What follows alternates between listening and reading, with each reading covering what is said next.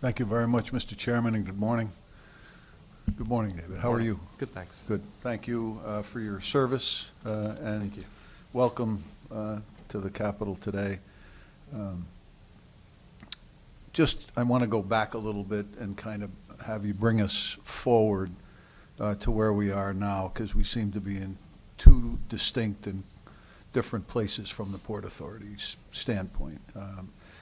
And from my perspective, the Port Authority seems to have changed the conversation of what's actually happening in terms of the reason for the port development there. And I know that you and others on that committee have worked hard to reframe that conversation, as you just mentioned to the Senator, some of the things you're doing.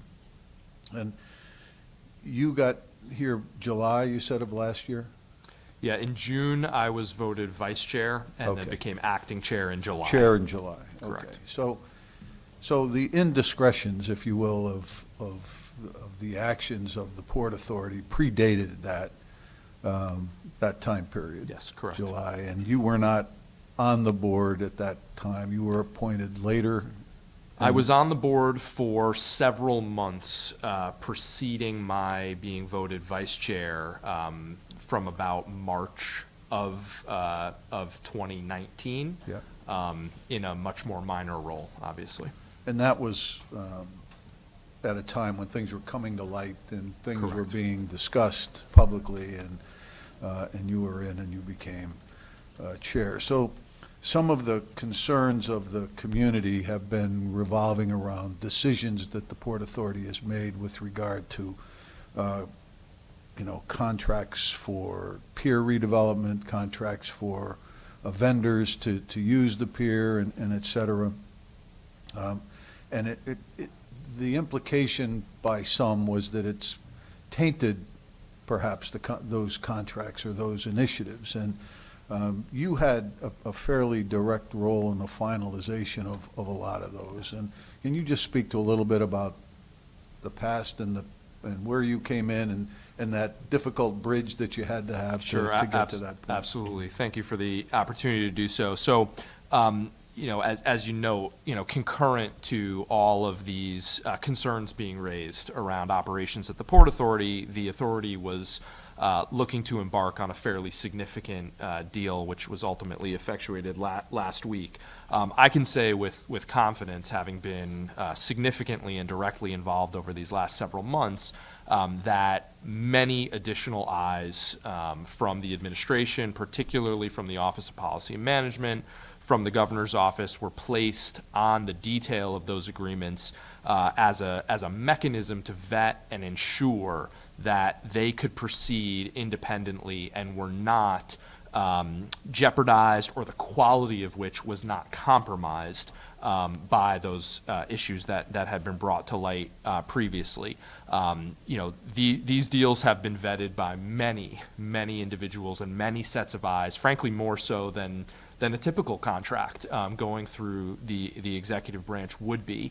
And I can say that I certainly believe, and I hope that you all and the community at large has confidence that we have reassessed, reevaluated, revetted, and ultimately tweaked and then finally determined that these agreements are in the best interest of the state and can be somewhat isolated from those other issues at the Port Authority, which we have simultaneously, as I mentioned earlier, addressed through a broad swath of corrective actions through policies and procedure adoption.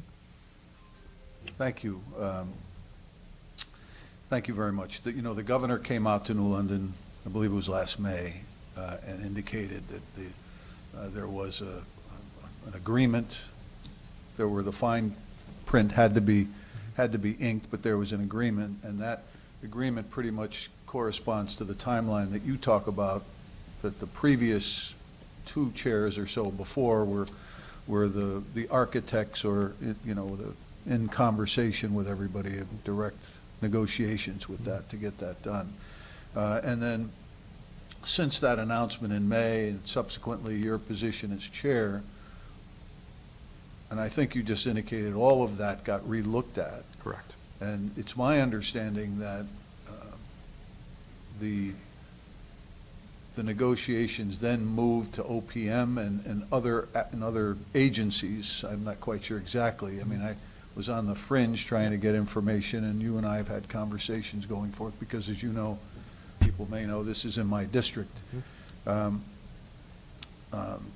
So there were more conversations by other sets of eyes and other agencies to talk about the fine points of the deal, both in terms of the financial aspects and the time aspects in terms of the leasing of the pier, et cetera. Correct. That would be correct? Correct. Both the Office of Policy and Management and the Department of Administrative Services played a critical role in a new set of eyes on the agreements from a legal perspective and from an implementation perspective, and additional capacity through a series of MOUs executed by the Port Authority ensure that some of those resources, particularly from OPM and DAS, are now in place to support the relatively limited capacity that exists within the Port Authority itself.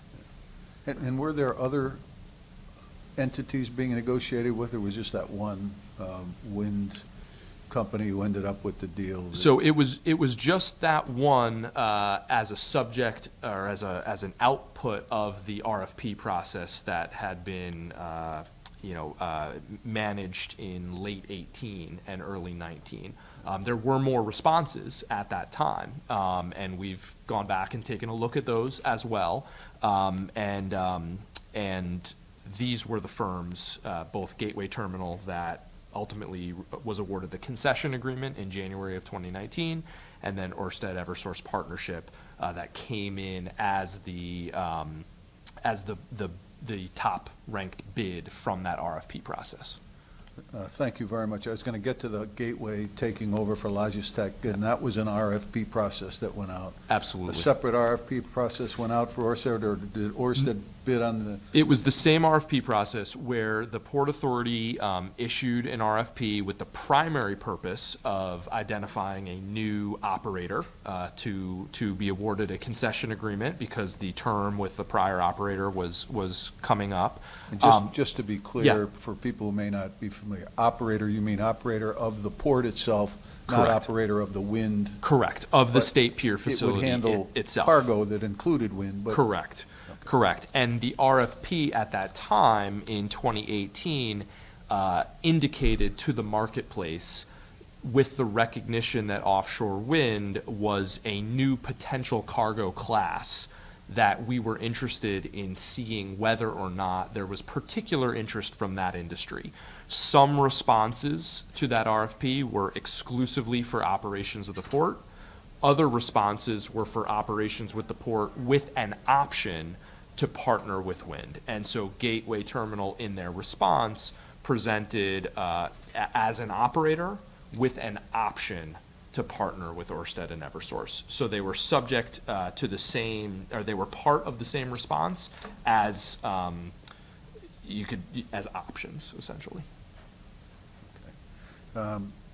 Getting back to a little bit about the Port Authority, and it's my recollection that I think in 2015 or 16, I forget when it was, the Port Authority was created as part of a budget process. It was in the back of a budget that we created. And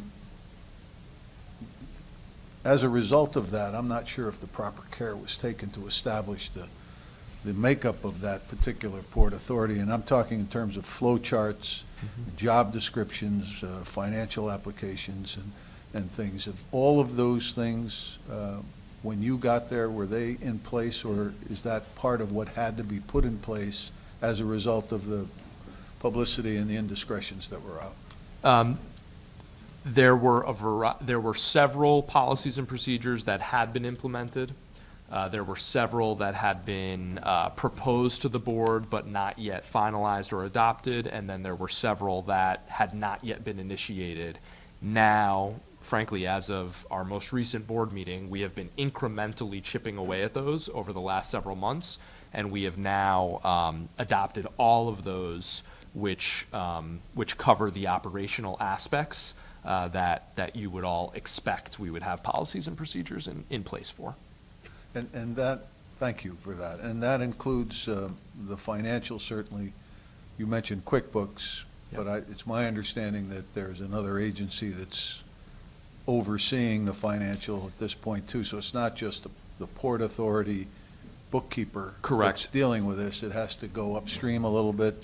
Correct. And someone else's eyes are on that. Yeah, it's essentially been a three-pronged aspect as it relates to finances. There has been training and new technical capacity provided to staff. There have been some external resources procured to support staff. And then we have the additional layer of OPM that is currently vetting all expenditures and all contracts. Thank you very much for that. And the personnel issues that have occurred, there were two office personnel, if you will, or two employees that were subject to discipline. Has that been resolved, or are both those cases finalized, or are they still out there, or? No, I mean, the first was, was separated as of early July, and the second as of, I may get the date wrong, but I believe it was late September. And those actions are completed. Okay. Thank you. Just a few other questions, if you don't mind, Mr. Chairman. The Port Authority also handles other ports throughout the state, right? All of the other ports to kind of oversee. Some of the ports are private, I believe. Yep. New London is the only state-operated? New London is owned? the only state-owned facility, and then there are local port authorities in New London, Bridgeport, and New Haven, some of which own some modest property. Most of the properties within those are privately owned, and then of course there are the harbor commissions in the smaller facilities. So I wouldn't use the term oversee as much as provide additional resources, support, and a broader perspective and access to companies or to markets that the individual entities may not be able to achieve on their own.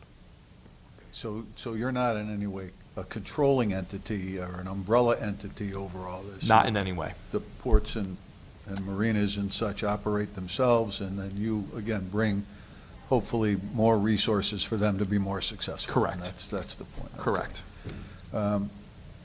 And you talked about, promoting business back in New London, I think you said economy, helping the economy function and moving through. As you know, we have Congressman Courtney was very good, along with the Council of Governments, in getting that Tiger grant to improve that freight line that connects to the pier and moves its way up north through Norwich, Willimantic, Stafford Springs, Brattleboro, et cetera.